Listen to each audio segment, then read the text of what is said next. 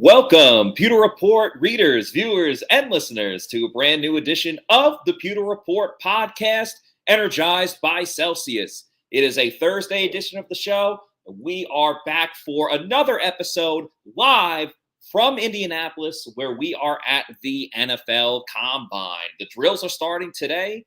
While we spoke to a lot of defensive players on the defensive line, at linebacker and edge rusher yesterday, today we spoke to the DBs. That's right. A lot of corners, a lot of safeties. Sounds like the Bucs are going to go with the DB in this year's draft, given the free agency situation that they were going to. So a lot of fun insight and good information from that, which we will all get into. I'm your host, Matt Matera. Joined with me is Bailey Adams of PewterReport.com, my fellow colleague. And Bailey, I think the Bucs' hands are kind of tied. They have to pick a defensive back because they don't really have another choice right now. Yeah, at some point they're going to have to. I don't know if that's going to be a day one thing, a day two thing, a day three thing, or all 3 days. I don't know. It just depends, obviously, on how the free agency process goes. It's hard to see Jamel Dean coming back, both because of the money he's making, and also it doesn't seem like, and I know Todd Bowles has spoken glowingly about Jamel Dean, but there's been that weird thing where it's kind of been like, sometimes he'd play SMB over him. Sometimes he didn't fully trust him. So it was one of those things where I think it's probably better for Jamel Dean himself to go get paid, to go somewhere else where he can be treated like a true cornerback one or cornerback two, instead of somebody who's kind of rotating in there having to wait for his chance sometimes. But yeah, it's a lot of DBs talk today. A lot of them with interviews, informal and formal, with the Bucs. So a ton to get into. And we will talk a lot about the prospects and the overall outlook at cornerback and safety for the Bucs. But we do have to start with some solemn news that we were aware that was coming down the pipeline. It's the end of an era for tight end Cam Brate. Good night, sweet prince. Trevor Sikkema did this today. We were talking with Trevor before, and he's like, he pointed up to the sky, and Trevor also said that he can come back now because I believe when he was here, that's when Cam Brate got drafted or came to the team and everything, and that's what put the curse on the Bucs. And then Trevor left, and of course, the Bucs went on to win the Super Bowl. The Lightning went back to back. That's a story for another day. But the Bucs will be saving a fair amount of money.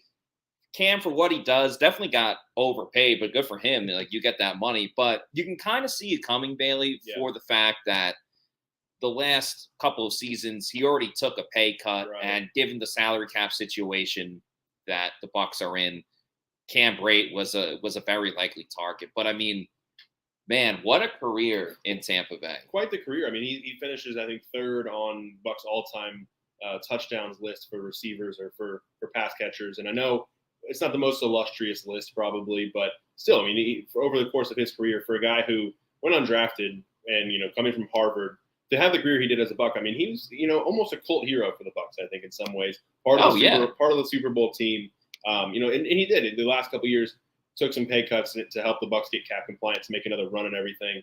But yeah, they're going to save about $3 million. It looks like $2.955 million for this year, which is, I mean, anything helps at this point. With their $56 million over, anything's going to help. So yeah, I mean, it's a tough day because I think we all saw it coming. But Cam is someone that we really enjoyed covering. Always gave us, was gracious with his time. Always gave us great answers. Always was just a fun guy to talk to. We're going to miss that mustache. We're going to miss really everything about Cam Brate. But it's one of those things where it's the business, I guess. There's no question that Cam Brate is a fan favorite. Again, just look at how he got his start. And you talked about went to Harvard, went undrafted, scratched and clawed his way to make this team. I mean, he for a long time, and I mean this in a positive form. He was, and this is a compliment, he was a cockroach at times. I mean, the fact that he was able to make the team every year, he was a first-string tight end, he was a third-string tight end, second-string as well, and still year after year was able to make the team. All the touchdowns he scored, on that list of touchdowns scored by tight ends, he became a red zone threat when they weren't great. And then even when they were great, you talk about him being a Super Bowl champion. He wasn't just on the team and they won. Like, he was a real factor for the Bucs, especially, he scored a touchdown in the NFC Championship game. He had a great screenplay in the Super Bowl. Cam Brate was a big part of the Bucs winning the Super Bowl in 2020. So he will really be missed. We can't thank him enough for, being so cool with the media, so open to us. Like you said, great answers. He's been really helpful to Pewter Report. He's done, he's come out to events for us, which was really helpful. He's a 2-time guest of What's Cooking, which was hosted by the late, great Mark Cook, and some of the best episodes that we had on What's Cooking. So Cam Brate, fan favorite, cult hero. He really will be missed because he was a very exciting guy and a fan favorite. And I think a great way to describe Cam Brate, in my opinion, he's probably not going to make the Bucs Ring of Honor, but he's one of those guys, and he has a house in Tampa. Like if he comes back and they put him on the screen at a Bucs game, people are going to go wild for him. He's definitely like the Hall of Very Good for the Bucs, well, an all-timer. Think about it too. I mean, he has, and I think it was Dan Lucas from WFLA who tweeted this earlier and saying no one else can say that they caught Tom Brady's last touchdown pass, and Cam Brate was the one who caught the Lombardi Trophy when Tom Brady threw it from boat to boat at the boat parade after the Super Bowl. So 2 really big moments for Cam over the last few years, obviously with the Super Bowl ring too. A career with the Bucs that really is overall, as you look at it, it's solid. Like you feel good about the career he had for him, and you're just happy for him as a person for all the contributions he made. Binkus says Cam was a solid contributor and a team first guy. What more can you ask? Exactly. You can't ask for much more. By the way, shout out to everybody in the chats commenting. We love the Pewter people. We're going to get to as many as we possibly can. And remember, if you super chat, we will put you up at the front of the line. Al Bundy says, Brate has a place in NFL trivia history, LOL. Yes, he does. He absolutely does. And Bailey, let's look at the tight end situation. I know we're going to talk about the DBs. I promise we will. But this does impact the tight end room. I mean, Kyle Rudolph is not coming back. I think I don't really have to go into much detail about that. Kyle Rudolph is not back. So really on the list right now, tight ends for the Bucs, it's a bunch of young guys. It was the 2 rookies from last season, Cade Otton and Ko Keep. So will the Bucs bring in a veteran tight end this year? Again, maybe someone with a little more wheels on the cart, a little bit more than Kyle Rudolph. Does this mean they take another tight end in this year's draft, where the Bucs will have one of the youngest tight end rooms in the league when you have 2 rookies from the year before and drafting one this year? Bucs want to get younger. Jason Licht spoke about that, and the tight end group is going to be extremely young. Yeah, I mean, to me, that feels like the way forward is probably bringing in a cheap veteran, someone who can hopefully contribute and be the voice in that room, because they are going to be a bunch of young guys. But they're going to have to rely on Cade Otton to step up. Of course, Ko Keith in his role is going to continue to do what he does. But I think I wrote about this on PewterReport.com, I believe it was last week, about the need to draft a tight end at this point. I mean, I know they have a ton of needs. They need to draft pretty much every position if you really look at it. But with the way this tight end class is set up, and we'll talk to the tight ends tomorrow, but the way this tight end class is set up, it's pretty deep. And they can probably find one on day 3 who they can probably, they're probably going to have to rely on them. And it's one of those things where there's so many needs. And I don't know that you call that one of the top needs. It might be one of those things where, for this year anyway, you kind of have to scrape by and then kind of reevaluate where you are once you can kind of refill the rest of the roster and rest of the depth chart. John Joseph Maloney says his mustache, talking about Cam Brate, his mustache has a place in the NFL Hall of Fame. Fully agree with that.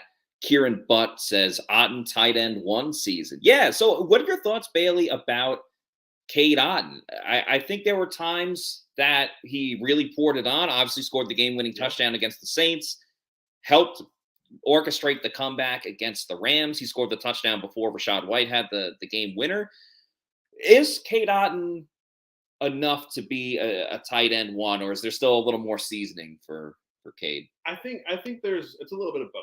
I think he has what it takes, and it's just about taking that opportunity now, because he's going to have to be that guy for the Bucs. I think regardless of whether or not they draft someone, I don't know they're going to draft somebody who's going to step in and immediately be tight end 1. So unless they take a tight end really early, which I don't think that's going to be the case. But yeah, I think Otton showed a lot of promise last year. I think he needs to find a little bit more consistency, which I think is something that kind of comes with, with the way the experience. Offense, the experience, the way the offense was last year, which is hard for anyone, I think, to be consistent. So he he had stretches where he would kind of really only show up in the second half of games, which I don't know if I know he was more of a usage thing than anything on him. He was a huge second half guy. And it always felt, why isn't he getting involved more? I mean, there's a lot of games he would have 2 receptions for whatever yards, but the more volume he got, the team was usually successful in moving the ball down the field. He's not the quickest guy. He's got pretty good hands. I think people forget when he scored that game-winning touchdown against the Saints, he had a great diving catch over the middle about 5 to 10 plays before that really got the Bucs into the red zone. So he's very able. He's a good enough blocker. He's pretty solid. He's actually better when he's blocking in motion, when he has to pull or swing, whatever, than going one-on-one. So it would be interesting to see if the Bucs get a tight end that is a little bit quicker, or if they go with another inline blocker. I know Keith can block as well, but I really do feel like he's going to be more of just like that fullback role, that type of backfield guy that can, if he's lining up on the line of scrimmage, he's going to be just an extra blocker. Yeah, and when I wrote about this, I think I kind of said, I think Keith is going to have his role on the team still. He's still going to be that guy. And I think by default now, with Cam Brate, his impending release, Keith slides into the tight end 2 role for now, just because there's no one else really on the roster. They have a couple guys they signed to futures contracts. It was Dominique Daphne and David Wells were 2 of those guys. But Keith is really tight end 2 for now until they can kind of upgrade the position through free agency, whether that's a cheap veteran or through the draft. But Keith, I think, is one of those guys who brings value to the team. And I know you kind of wonder and see how Dave Canales is going to use him. I think it got to be a little predictable sometimes. Yes. I mean, predictable is one of the words you use when you talk about far left, which is offense last year. But when he was in the game, you kind of knew a run was coming. I think every once in a while, I think he had like 6 or 7 catches on the year. He had that 1 touchdown against Cleveland. But he's one of those guys who you probably know what you're going to get when he comes in the game. But when you put him in the game, it's got to be the right time, the right situation. I think he has a lot of value in that way. I'm also a big team chemistry and continuity guy, and it seems like Keith really hit it off with a lot of players in the locker room. I mean, was the originator of the feet on the ground, or the foot on the earth type of thing, when the players would go barefoot and walk across the field while Tom Brady would do his early morning walk at Raymond James Stadium or whatever stadium they were playing at, if it was a road game.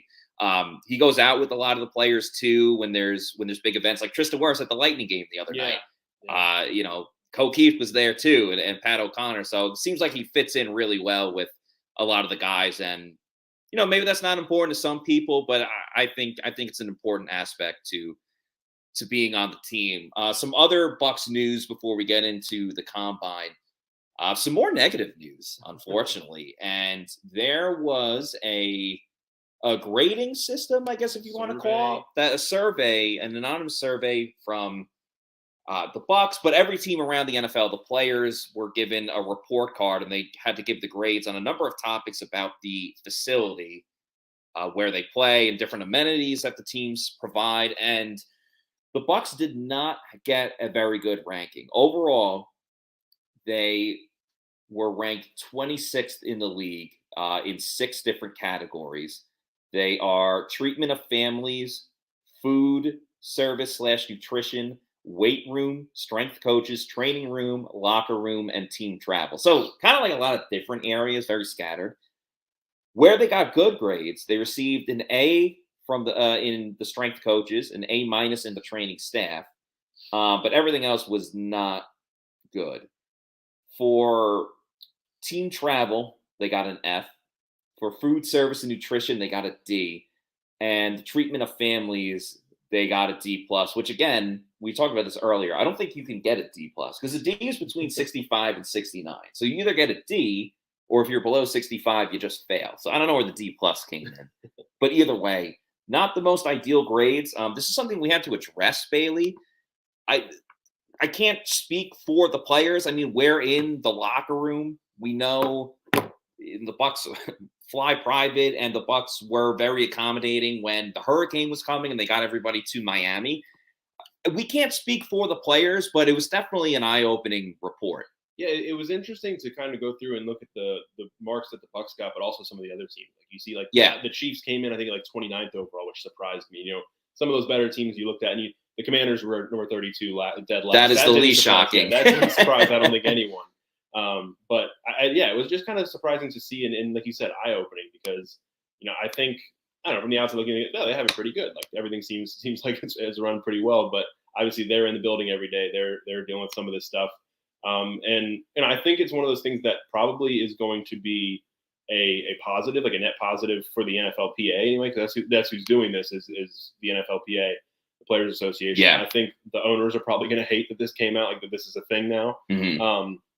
But yeah, I mean, one of those things that you kind of wonder, and Josh Capo wrote about this on pewterreport.com, wrote about, with free agency coming up. And I don't know if this is going to decide anything for someone like, this is going to be the sole deciding factor. But if they're between two places and the money's, similar and the situation's similar, if they look at this kind of stuff and they're like, all right, well, my everyday life with this team, what's it going to look like? And if they have all these bad grades, you look somewhere else and it's a little bit better of a setup, you're like, all right, maybe I'll go over there and see, go somewhere where players are happier. So it's I don't know. It kind of came out of nowhere. I didn't know this was going to be a thing that was happening.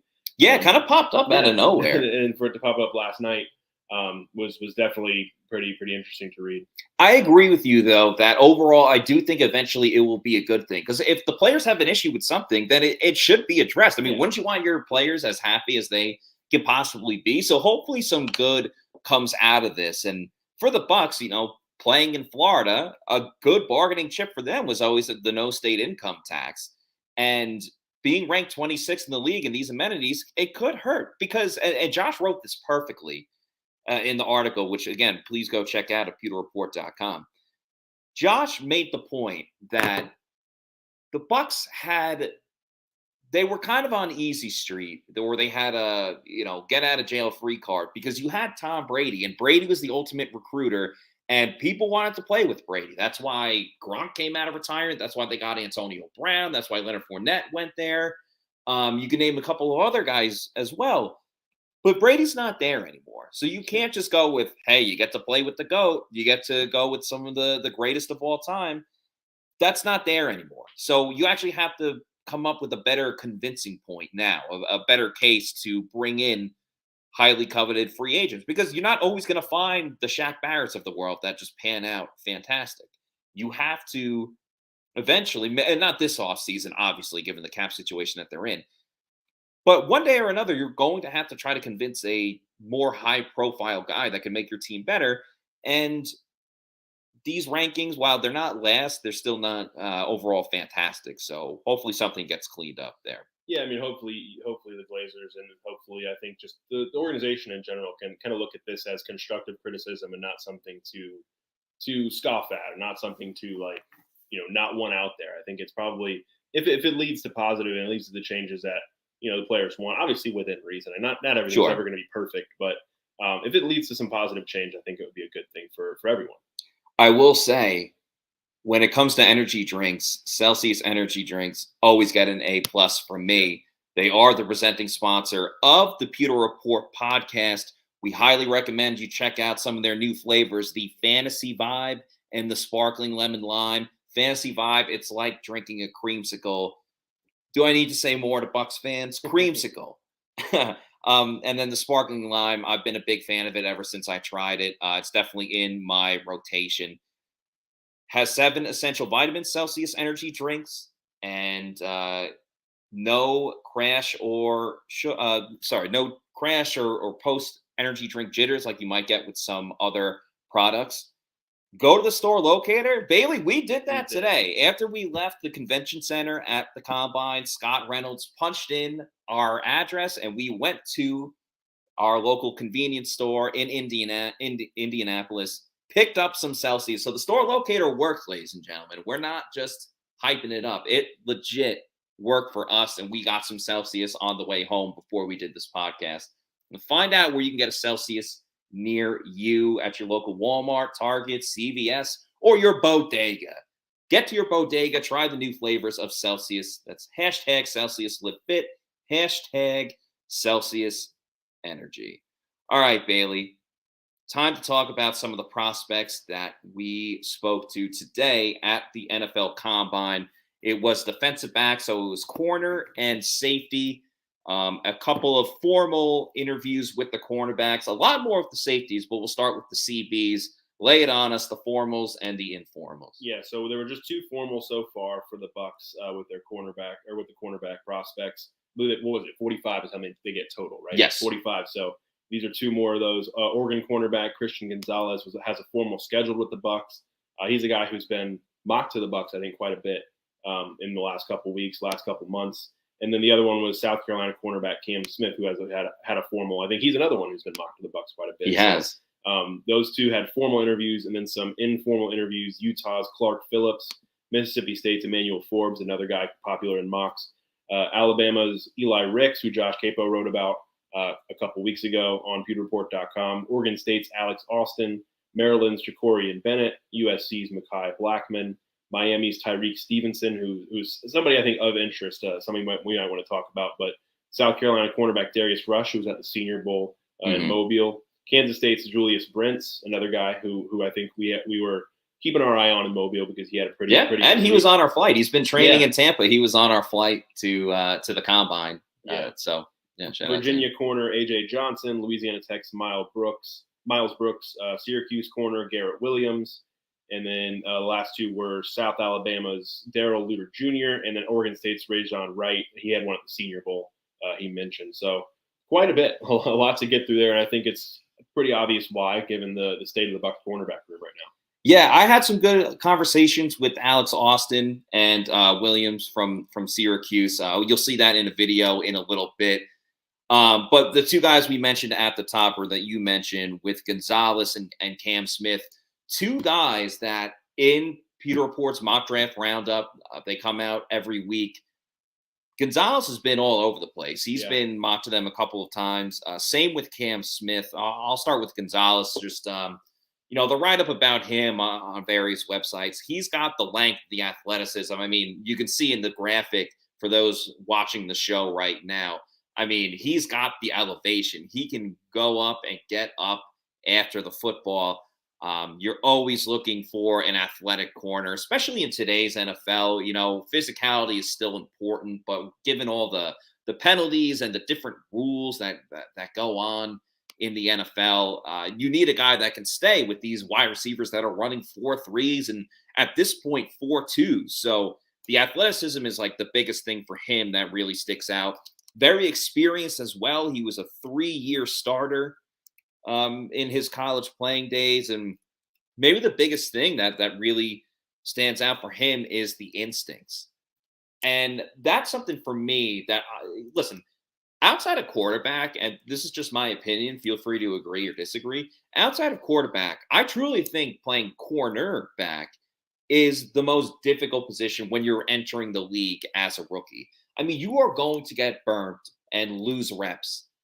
Not all the time, but it's going to happen a couple of times a game. You have to have a short memory and you got to have confidence in yourself because it's just the way that the league is now with all the penalties. But one way that you can kind of make up for the disadvantage that corners have is if you can anticipate when a receiver is going to make his break and what route he is going to run and essentially cut him off.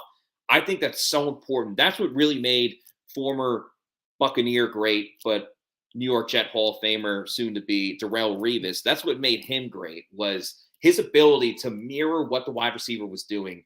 And, if he's running an out route, he's going to get to the sideline before the receiver gets there. If he's cutting across the middle, Revis is going to jump in before he even starts turning to his right or his left. That's something that Gonzalez has, and it's super important. The big con against him really is his strength, and that goes back to the physicality. Could hurt with some jump balls and some one-on-one opportunities. But, I mean, overall, the Bucs pick him at 19. That's obviously, see you later, Jamel Dean. But in today's NFL, you need two solid corners, and Gonzalez fits the mold. Yeah, I mean, if you look, like you said, when you come into this league, look at the receivers you're going to face. Yeah, I think almost as an advantage for the Bucs.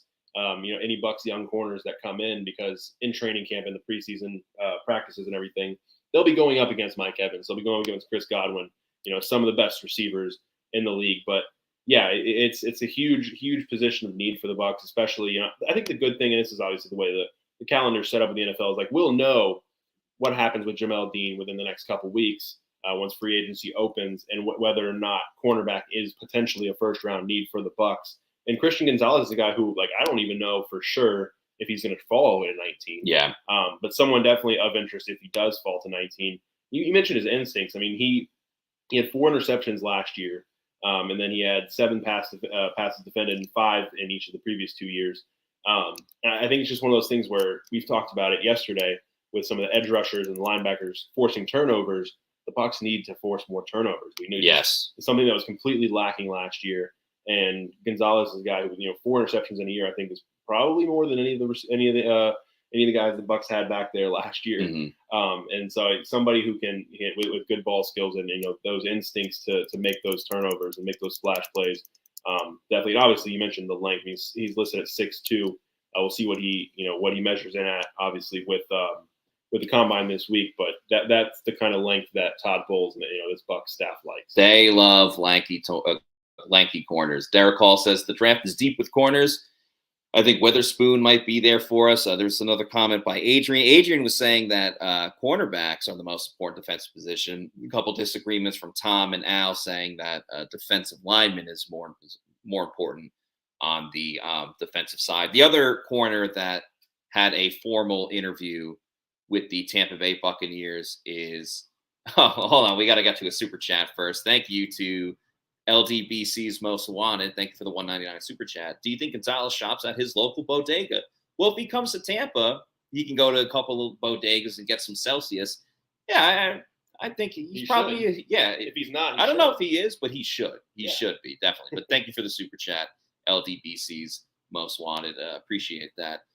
We also maybe we'll find out if Cam Smith shops at his local bodega as well. He was the other corner that had a formal interview with the Tampa Bay Buccaneers. The analysis on him, really, again, you want to talk about experience. We thought Gonzalez, that was impressive with 3 years. I was thinking about someone else. For Cam Smith, he's got a great football IQ. He really attacks, and he goes after the ball. Again, turnovers, we can't emphasize that too much. The Bucs need more turnovers. Cam Smith is the guy for that. The knocks against him, though, his athleticism, not the fleetest of foot, and especially if he is going to get beat, that recovery speed isn't always there for him. And dealt with some injuries last season, so that obviously is something you have to keep an eye on. But at the same time, Antoine Winfield Jr., which a lot of defensive backs are talking about today, Antoine Winfield Jr. had his fair share of injuries in college. And I know he has gotten hurt in the NFL, but I think it's definitely been well worth the risk for Antoine Winfield Jr. So I don't think Cam Smith should really be ruled out with that one. But as far as the outlook at cornerback, Bailey, we were talking about it a little bit. It's 2 guys on the roster right now. It is Carlton Davis and it is Zion McCollum. Now, Carlton, we know the deal with him, right? Yeah. Great cover corner. Can't get his hands on the ball. Sometimes he'll get his hands on the ball, but he doesn't secure the catch. Yeah, it's one of those things where Carlton, that's kind of been his kryptonite. But obviously, Carlton Davis probably locked in as your cornerback 1, but I don't think they go into the season trusting Zion McCollum to be their number 2 guy. Obviously, they will bring somebody in, whether that's through free agency or the draft. I think there is, and we heard Jason Licht talk about it earlier this week. There's a lot of hope and a lot of potential there for Zion McCollum and what he can do in terms of his development. But I think it's a need where you've got some other guys in the roster. You've got D. Delaney, who I think is maybe a early rights free agent. And then there's some other guys that are more depth guys. You don't have anybody else ready to step in and replace Jamel Dean because Sean Murphy-Bunting is also a free agent. So obviously it's going to be one of those big positions of need. And something we can talk about both with the corners and the safeties is that slot and that nickel corner position. Yeah. Because last year a lot of what the Bucs did was Todd Bowles liked to have Antoine Winfield Jr. play in the slot as the nickel, when they were a nickel defense.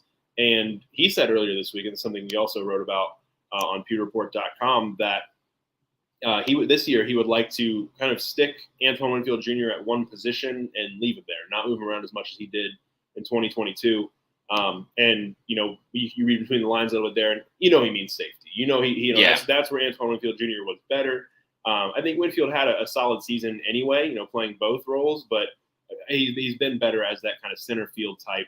And so with him back, up top at free safety, it creates a big need inside at the nickel position. So, we kind of we're looking and talking to some guys today who have experience at the college level playing a lot of snaps inside.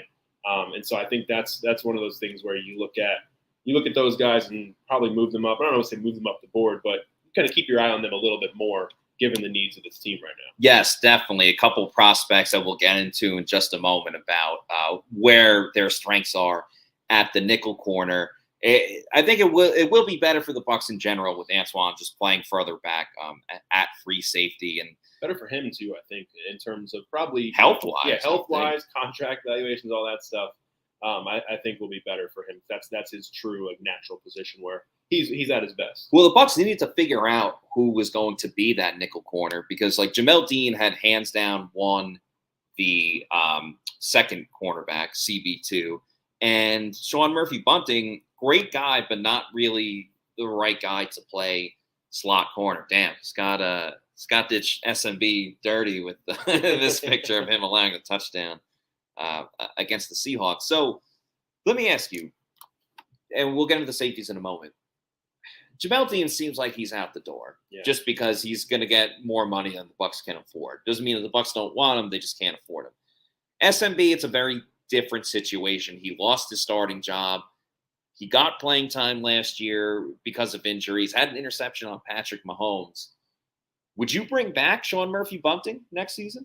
I'd consider it at least. I know the comments are probably going to go crazy after this, but I'd consider it at least because I think he's a guy who, he's made some splash plays in the past, especially during that Super Bowl run. But you kind of look at the tape and I don't see him going out on the market and getting, a ton of big offers. I think he's probably a guy you can have come back, if the Bucs want him back. And I think Todd Bowles really likes Sean Murphy-Bunting. I think that he's made that pretty clear.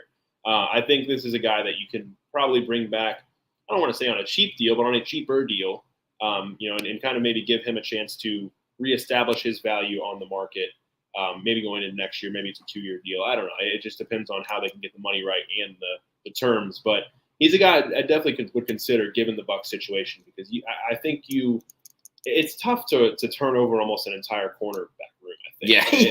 Right. It's almost unheard of. It really is. So, and I think this was obviously a product of the Bucs going so heavy in the draft on the cornerback position. They double up a couple of years, and obviously their contracts are going to expire within the same time frame. So, the Bucs have some decisions to make. But yeah, SMB is a guy who, like you mentioned, great kid, great guy.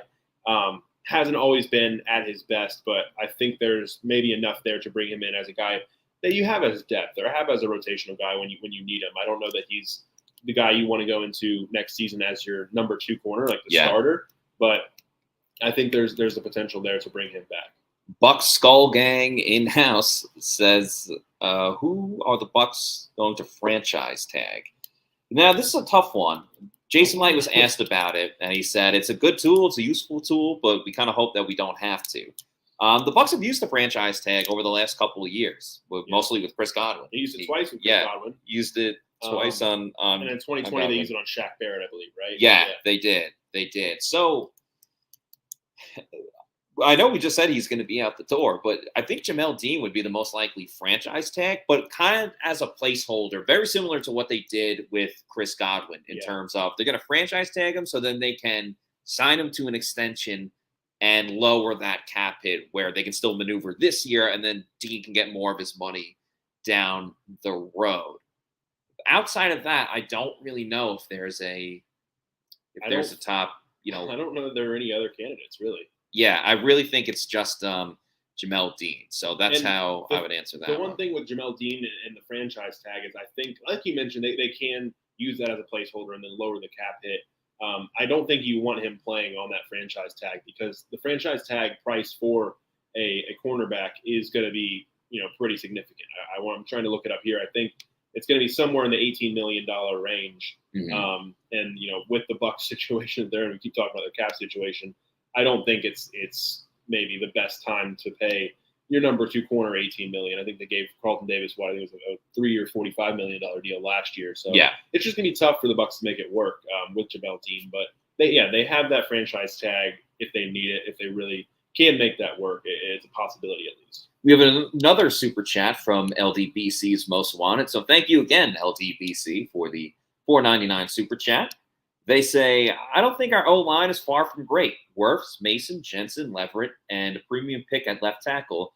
I trust Light drafting offensive linemen. Well, I think we have to understand the offensive line is already going to be better because Ryan Jensen's back. Yeah.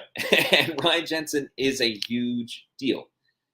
The big question with the Bucs cutting Donovan Smith, what does that mean for Tristan Wirfs? Does Wirfs stay as the best right tackle in the league? Or does he slide over to left tackle and then the Bucs have to either find a right tackle or move Luke Gedeke over there? I trust whatever the Bucs decide, it will make the offensive line better. I just think it's a matter of, we've talked about this before, it's a matter of you don't want to get rid of an A-plus Tristan Wirfs on the right side to get a B letter grade Tristan Wirfs on the left side. So a lot of this will come down to how comfortable Tristan Wirfs feels. And what does it mean for the draft? Jason Light also spoke about he firmly believes in building through the trenches on offense and defense. Does it mean that they'll go with an offensive lineman in the first round? I don't necessarily think so, but top 3 very much could be on the board. Yeah, and it's a good point. Trusting Jason Light drafting offensive linemen. I know everyone has given a lot of flack for Luke Gedeke last year. I think he's still in his development. He still has time to prove to be someone that was a good pick in the second round, but still making that transition. But you look back further, Donovan Smith for all the vitriol he gets over the years, I think became what, an 8-year starter. Yeah, getting drafted in the second round in 2015. And then Ali Marpet in that very same draft was a Pro Bowl level player every year. He got the 1 Pro Bowl before he retired. And then, of course, Alex Kappa, who went in and cashed in on his rookie deal after, he's now with Cincinnati. So, yeah, I mean, Jason Light has a nice track record for himself.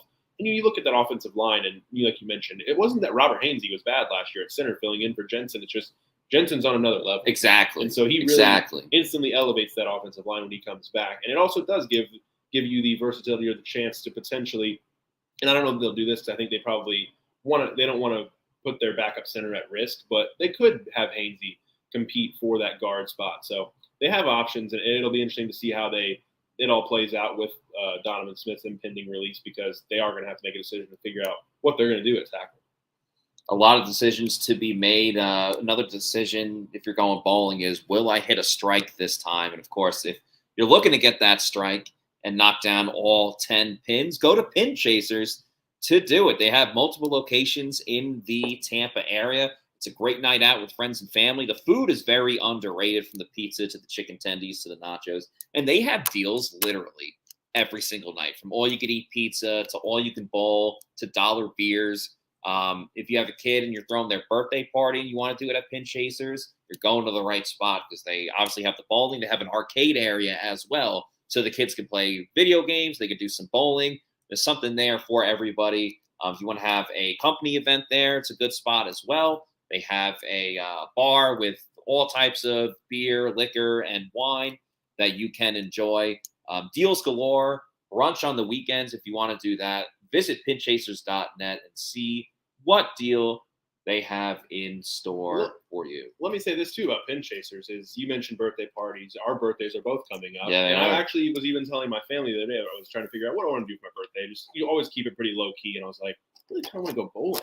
There you go. I do kind of want to go bowling. So I think, coming up here pretty soon, I might be out at a Pin Chasers celebrating my birthday and then getting out there and bowling. I haven't been bowling in a while, so it might be a little rough for me in terms of the results. But yeah, always a great spot. Cool. Check it out, and you might run into Bailey. All right, let's get into the safety group, Bailey. A couple more formal interviews at that position, but why don't you tell us who the Bucs have been speaking to? Yeah, so J.L. Skinner, the Boise State safety, they had a formal interview with him at the combine or at the Senior Bowl, and they had an informal here at the combine in Indianapolis. Illinois safety Sidney Brown, who you see as the cover guy today on the podcast. Illinois safety, yeah, he had a formal and informal interview with the Bucs. And then, of course, Alabama defensive back. You'd call him a defensive back. He's a safety, can play the slot. Brian Branch, he had a formal interview. I think that's the big one from today because he's a Todd Bowles type player. We can talk about him a little bit more in a bit. Illinois safety Quan Martin has a formal schedule with the Bucs, and then another guy who has the formal schedule with the Bucs is Florida State safety Jamie Robinson. And then they talked to a bunch of guys with informal interviews. Texas A&M's Antonio Johnson, Cal's Daniel Scott, Ohio State's Ronnie Hickman Jr., Pitt's Brandon Hill, Anthony Johnson from Iowa State, Tyreek Jones from Boise State, Christopher Smith from Georgia, Brandon Joseph from Notre Dame, DeMarco Helms from Alabama, Javarius Owens, who we talked to today, and he talked a little bit about Logan Hall. He's from Houston. He's another guy who had an informal. Yeah. And then Florida's Rashad Torrance the second, Oklahoma State's Jason Taylor the second, and then Iowa's Kayvon Merriweather. So a lot of guys the Bucs have their eyes on, over the next couple days, but also the next couple months leading up to the draft, because the safety position is probably just as murky as the cornerback position. It is. We'll talk about what the Bucs have at safety in a moment. But yeah, Sidney Brown, he was a guy that spoke a lot about Antoine Winfield Jr. They both played in the Big Ten. There was one time they were both Big Ten Defensive Players of the Week, which is pretty funny because, Winfield has been in the league for 3 years now. Yeah. But that's because Brown is a 5-year starter. So again, a ton of experience there. Huge physique. He's absolutely built like a truck. And he had a great quote. You can see it on Trevor Sikkema's Twitter as well, where he was talking about like taking risks. And, if you think even for a second about I might not do this, then you're already screwed. So he's a bit of a risk taker, which is, fine. Bruce Arians would like that. I don't know as much about Todd Bowles. The one thing that I know Todd Bowles won't like, the knock on Sidney Brown, is he misses some tackles. And he's not the tallest safety out there. But neither is Antoine Winfield Jr., so maybe that's why Antoine Winfield Jr. is a guy that he really washed. But that's, some information you should know about Sidney Brown. Now, Jamie Robinson out of Florida State, we saw him at the Senior Bowl. He is a really exciting guy. Again, the late, great Mark Cook would say that Florida State is DBU. I know LSU fans might disagree a little bit, but nonetheless, you get great defensive backs out of Florida State and LSU as well. And Robinson was a guy that really stood out at the Senior Bowl. Pretty athletic, good ball skills, was able to cover the tight end, which the Bucs ask of their safeties if they're not going to have Devin White do it or Levante David. I really like what Jamie Robinson brings to the table. Just an overall great football player, not just in one spot. Yeah, no, and he can do it all, and that's something that the Bucs are obviously looking for. Todd Bowles loves versatile DBs, and I think that's obviously a pretty easy fit there for Jamie Robinson. There's some other guys like that. We'll talk about Brian Branch in a second, but something you mentioned, I think, about Sidney Brown being kind of like he's not the tallest, but he's kind of a bigger body guy, I think I would say. And another guy like that is J.L. Skinner. He's out of Boise State, and unfortunately for him, he tore his pec muscle training last week, so he's not going to participate in any of the combine testing or any of the drills this weekend, and probably will be sidelined for maybe the early portion of training camp, because that'll probably hit his draft stock. But an interesting guy to talk about, because I think Todd Bowles would like to have, or will like to have, two guys back there at safety of different body types. I think Antoine Winfield Jr. is a bit on the smaller side. He might want a big body guy back there. So Skinner, maybe his stock takes a bit of a hit with that injury, but somebody to maybe pay attention to on the later rounds. But then Brian Branch is the guy, I think you look at him and there's a question of whether or not he'll even fall to number 19 when the Bucs are picking, of course. He said, I think he had 25 or 26 formal interviews scheduled total this week in Indianapolis. And he's just a guy who he's another do-it-all guy where he can play the slot extremely well. Scott mentions when he talks about Branch, how he wrecked the game against Kansas State in the Sugar Bowl. one of the games that I watched of Branch was against LSU, and he had a really, really good game against LSU. He had one late pass interference, ended up proving pretty costly, but really wasn't even like the worst play. It was just he had a good game in that on that night, and a really fun player to watch, really fun player to talk to, and I think would be the perfect Todd Bowles guy if they want to select him at 19. And I think those are the two probably, if you're looking at this group of guys they've talked to, especially formally, I think Brian Branch is obviously a first round guy that you're probably thinking of as a number 19 pick. Mm-hmm. If you're waiting maybe to the second round, Sidney Brown might be that guy who you kind of hopefully wait for and grab at number 50 in the second round. Two guys I think that really would give the Bucs a big boost in the secondary, playing alongside Antoine Winfield Jr. Al Bundy says, I would take him at 19 over Forbes, in my opinion. And that's a big caveat into all of this is safeties that can play the slot. And that's why Branch is so appealing. So Antoine Winfield Jr. can stay back at free safety. A couple other guys that had informal meetings that also play the slot is Florida safety Rashad Torrance II and Iowa safety Kayvon Merriweather. Merriweather was also at the Senior Bowl. Antonio Johnson from Texas A&M is another one. Antonio Johnson as well. So look, as we get closer to the draft and mock drafts, pay attention to the safeties that can also play in the slot, because that is what Tampa Bay is looking for. Guys that can play inside and allow Antoine Winfield Jr. to really do his thing and run free. And really, Antoine Winfield Jr. is the only safety outside of Nolan Turner that is around for the Bucs right now. And we talked a little bit about Nolan Turner yesterday because KJ Henry from Clemson called Nolan Turner, what was it? The Hunter Renfrow of defense. You can check out our social media, our Instagram, if you want to see that video. By the way, please follow all of our social media and like and subscribe to our YouTube channel. We are at Pewter Report for all of our social media, and then our YouTube channel is Pewter Report TV. Do us a favor and like and subscribe if you are a fan of the Pewter Report podcast and our various clips on our YouTube and the website as well. But back to the Bucs defensive backfield discussion.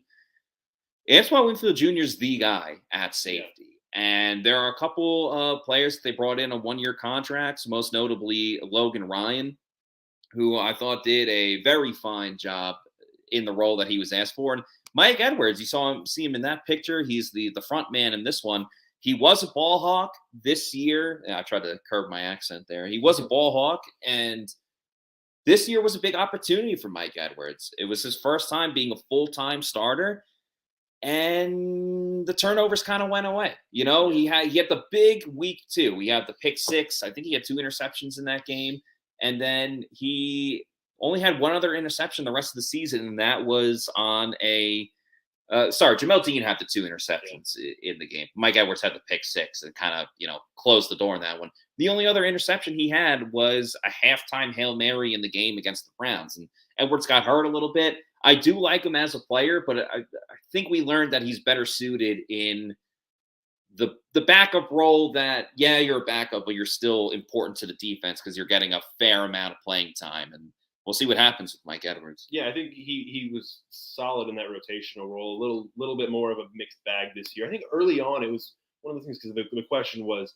oh yeah, he's a ball hawk, but can he play the run well enough? Can he really be a full-time starting safety? And early on in the season, he actually looked like really good against the run. I was like, yeah, he was standing out to me. I know one of the games was with J.C. Allen, and we were talking about, Edwards is actually sticking his nose in there and stopping the run pretty well. And I think as the season went on, I don't know if it was because he got banged up or if it was just kind of more of who he is as a player. I really don't know from that standpoint, but he just had a little bit more of, a little more struggles against the run and just in general. So yeah, it will be interesting to see what Edwards kind of gets on the open market, because I don't know that it's a big money deal. But I also don't know that it's something the Bucs can afford. It's one of those probably in between things where he might get just a little more than the Bucs can afford, but not a huge mega deal. Put it this way, he's not going to get a Jordan Whitehead deal. Yeah. When Jordan Whitehead got signed to the Jets, but I also do think Mike Edwards could get a deal where the Bucs say this is a little bit too much for us in the salary cap situation. Yeah.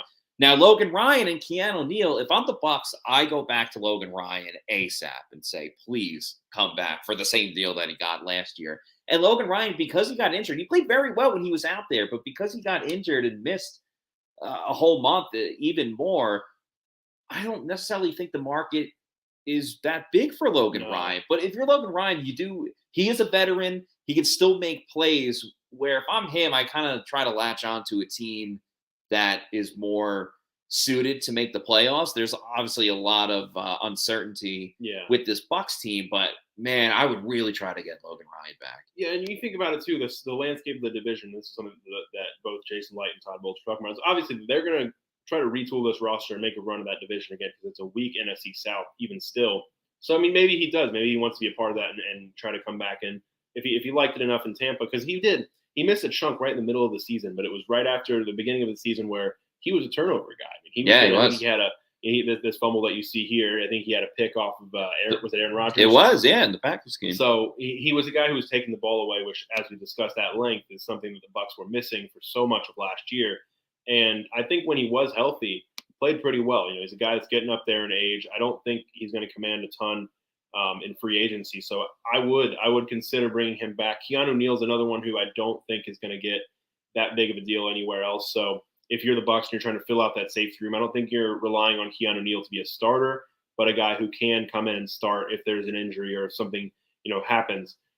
Because I think he plays the run pretty well. He's a solid all around player. Not the best, not the worst. I think for the cap situation they're in, they probably take a look at both of them or at least one of them to bring them back and fill out that room. I think Keanu Neal might be replaced by a safety that they take in the draft. You can kind of find that bruiser like a Sidney Brown that you talked about, or Branch obviously is a physical, strong guy that could replace Keanu Neal, or at least that's how I would address it if I'm picking or making the selection for the Bucs. You mentioned how crappy the NFC South is, and that's why there's a great opportunity for Tampa Bay. If you want to bet on the Bucs to win the NFC South, the best place that you got to go and do it at is mybookie.ag. Use the promo code Pewter and get up to $1,000 with your first deposit bonus. Football season might be done, but you could actually bet on the combine. You can bet on the NFL draft.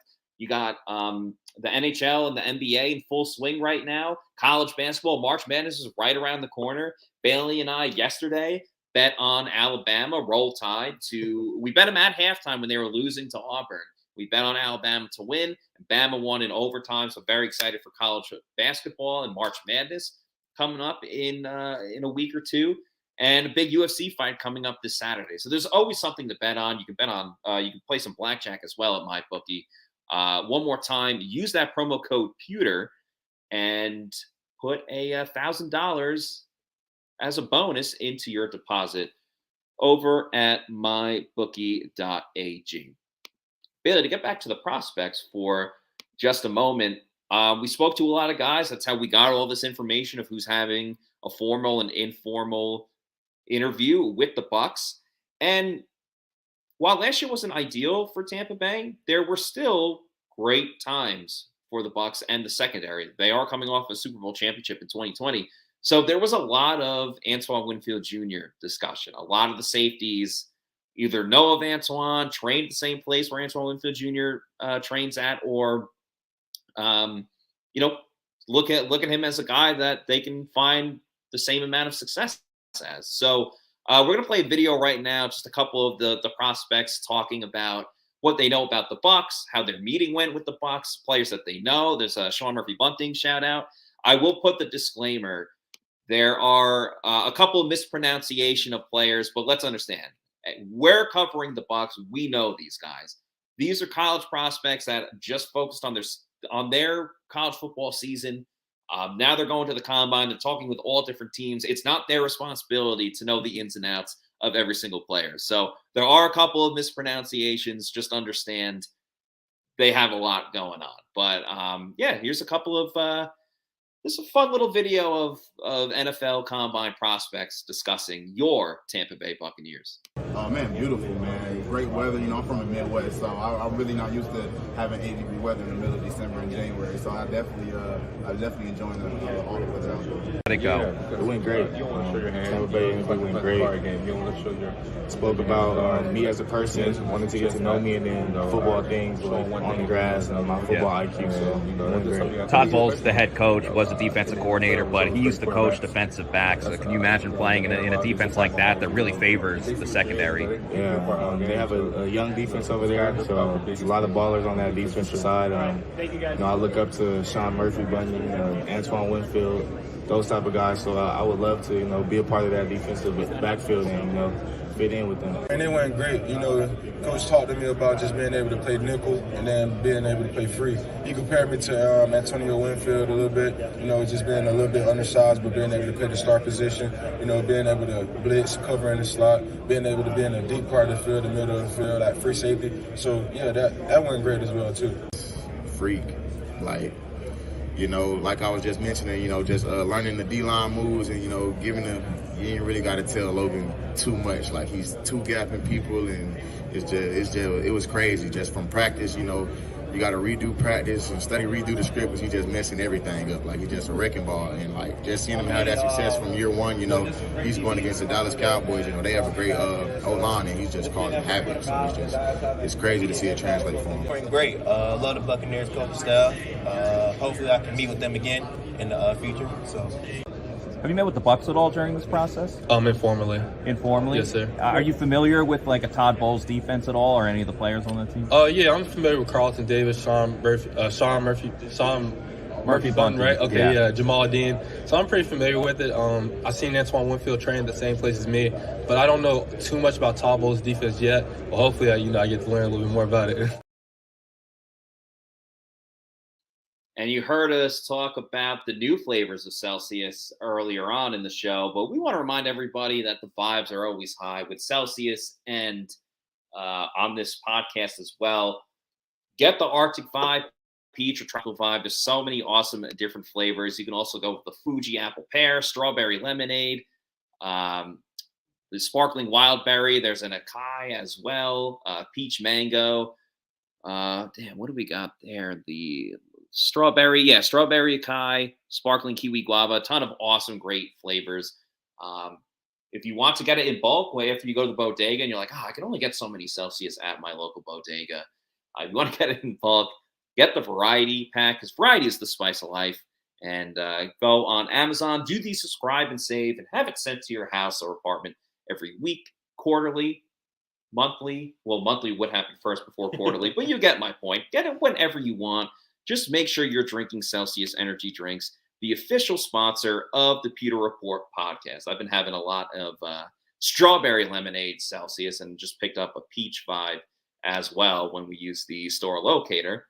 We'll have to get some Amazon, have it sent to our hotel. I just did right before. So we flew out to Indianapolis on Tuesday morning. It was like late. Mm-hmm. I ordered from Amazon. I ordered a variety pack of Celsius. I think I ordered it might have been Sunday.